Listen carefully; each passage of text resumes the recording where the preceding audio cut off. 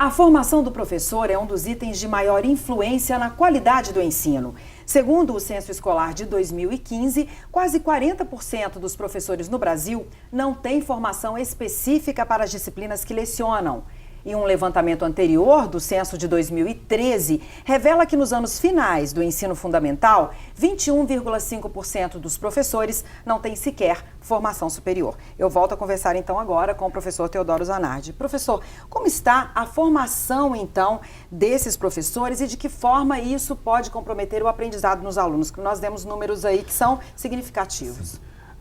O professor é uma figura fundamental para a educação escolar. O projeto de educação que uma sociedade tem, ele tem uma dependência e tem esse sujeito como fundamento. A gente tem que confiar nesse sujeito como aquele que vai levar à frente o projeto de educação e de sociedade que nós queremos. Na sociedade brasileira, é possível falar de formação de professores em duas perspectivas. Nós temos uma questão da formação inicial desses sujeitos, desses professores, e temos uma formação permanente. Então, aqueles que estão na escola hoje, como nós vimos os dados, há um problema de formação, tanto da formação superior, como um desvirtuamento da área que deveria trabalhar a disciplina.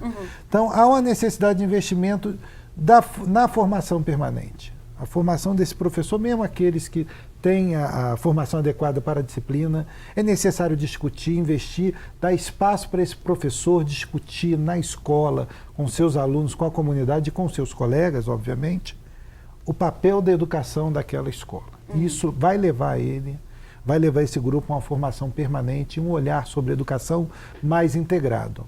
Uma outra questão que nós temos é da formação inicial. Nós vamos continuar tendo problema com o professor que está em sala de aula em razão do desprestígio que a carreira sofre hoje. E esse desprestígio tem mais de uma natureza. Não é só econômica, é social também. Ser professor hoje é algo que as famílias não desejam para os seus filhos. Sim. E isso é muito grave. Há uma baixa valorização da categoria. Baixa valorização e social também. Eu olho para o meu filho, não o meu caso, mas as pessoas olham para os seus filhos e a última coisa que elas desejam como sucesso para a vida deles é que eles ingressem na carreira do professor da educação básica. E no extremo oposto há países assim que têm uma educação de excelente qualidade. Finlândia, por exemplo, claro que é uma realidade muito diferente daqui, mas lá parece que a profissão que os jovens mais querem é exatamente, eles querem ser professor. Exatamente. Então, isso não se dá só por questões econômicas, é pelo respeito que esse profissional desfruta na sociedade.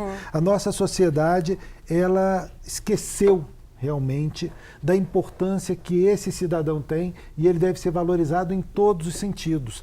Assim, nós temos uma baixa procura hoje pelas licenciaturas, infelizmente.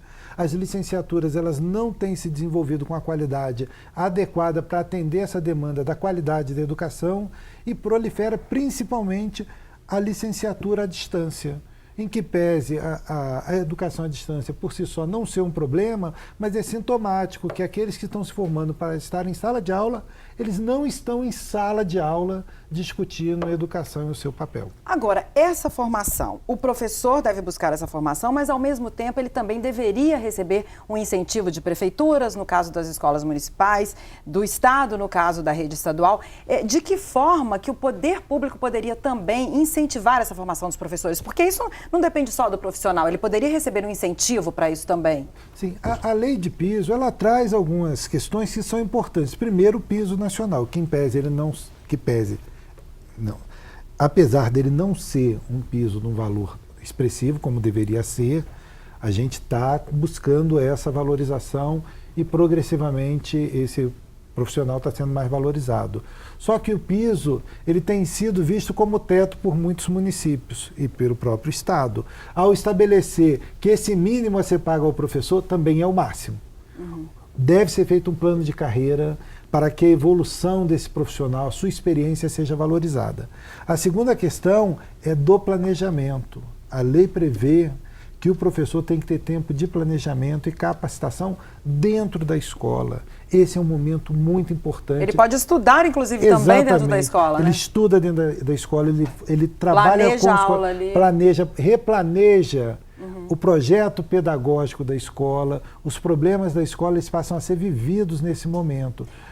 Eu queria só voltar, o senhor pode concluir, mas só voltar a falar um pouquinho de remuneração. Sobre isso, o senhor quer concluir falando um pouquinho sobre essa história de dentro da sala? Sobre esse período que ele fica fora da sala de aula, esse período fora da sala de aula, ele deve ser considerado um trabalho, e um trabalho fundamental para o sucesso dentro da sala de aula. Pois é, professor, o senhor citou aí na questão da remuneração. O Piso Nacional dos Professores foi criado em 2008 e hoje ele é de cerca de R$2.000 para uma jornada de 40 horas semanais e formação de nível médio. Mas em comparação com outros países e com outras profissões, ainda está defasado. É isso que nós vamos ver agora.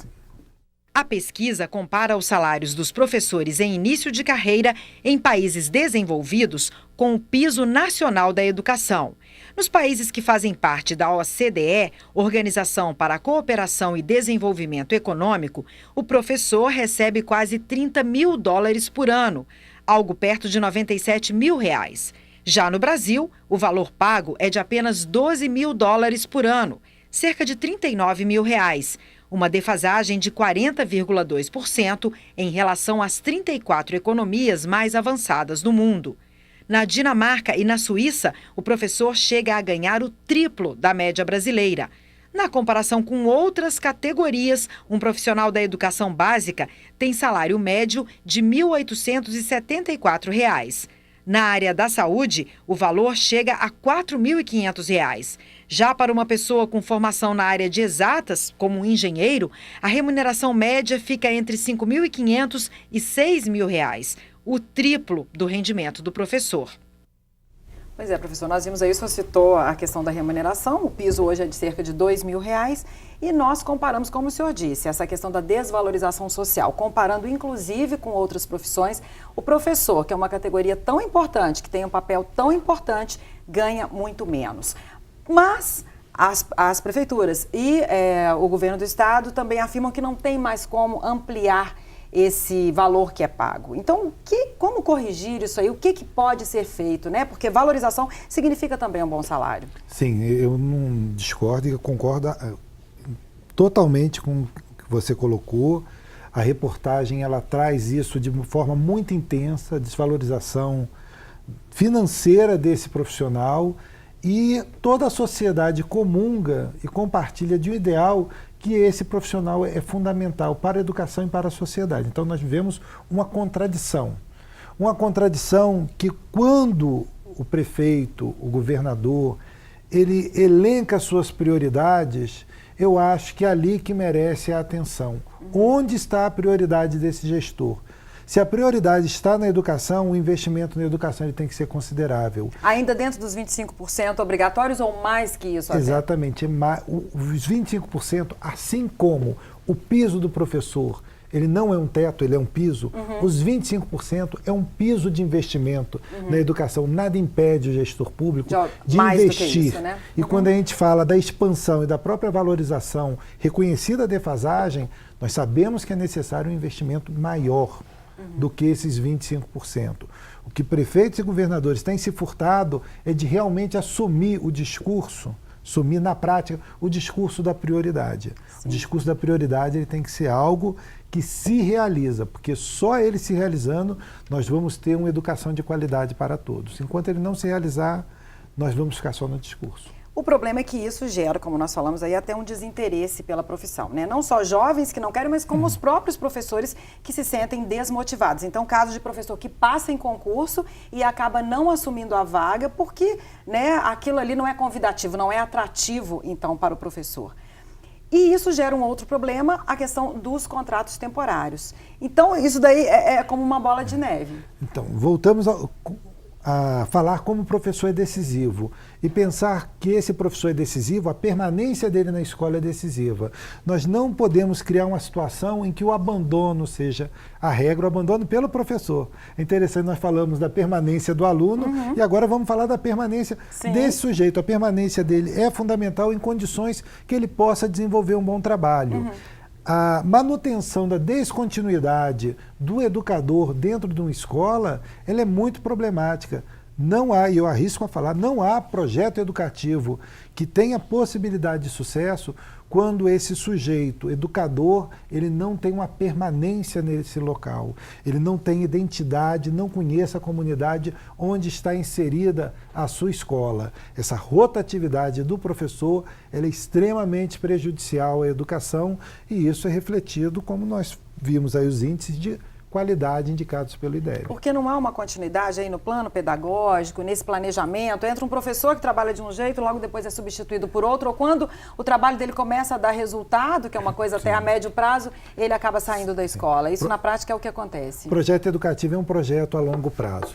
São 2/3 de temporários, não é isso? No estado de Minas. De A Minas, rede estadual tem um problema muito sério com os professores temporários. Os municípios nem têm esse problema com a mesma gravidade, não. Mas pensar que esse professor tem que pensar o projeto pedagógico e repensá-lo, ele tem condições de fazer avaliação de seu aluno, que é uma avaliação muito mais importante que a que o IDEB faz, porque o IDEB só avalia o resultado desse aluno. O professor ele está em sala de aula avaliando o processo, então ele conhece os alunos, ele conhece as turmas. Quando ele é substituído, é um processo que tem que ser reiniciado. A gente não pode entender a educação como um eterno reinício. O professor não voa solo, porque o professor ele fica ali isolado, fica um ano na escola, dá nem para falar que ele conhece o projeto pedagógico da escola. E aí o plano de carreira também é muito importante, né? Quando se fala nessa motivação, não é só o piso que o senhor disse aí, né? Que o piso não é o teto, mas também um plano de carreira aí. Sim, para estimular a formação permanente. O senhor acha que hoje não estimula também? Estimular a atualização, não. Eu acredito que os planos de carreira são muito tímidos frente àquilo que é um estímulo à formação permanente e pensar que esse professor ele vai passar mais de 20 anos na sala de aula. Então, essas condições, com o passar do tempo, eu vejo o plano de carreira como um reconhecimento da experiência. Experiência que esse sujeito tem com a sua prática, a colaboração que ele já dá, a possibilidade dos professores mais novos serem alimentados por essa experiência. Então, nós temos que alimentar o professor experiente para que ele permaneça na escola e permaneça se qualificando. Ok, professor. Vamos dar mais um intervalinho. No próximo bloco, hora de falar dos alunos e da participação da comunidade na melhoria do ensino público. A gente volta já.